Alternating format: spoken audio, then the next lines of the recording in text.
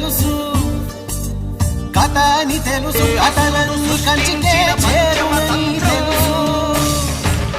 తెలుసు తెర తొలుగుతుందని, తెలుసు తెల్లారుతుందని, తెలుసు ఈ కట్టె పుట్టుకుమంటదని, తెలుసు ఈ మట్టి మట్టిలో కలిసిపోతదని.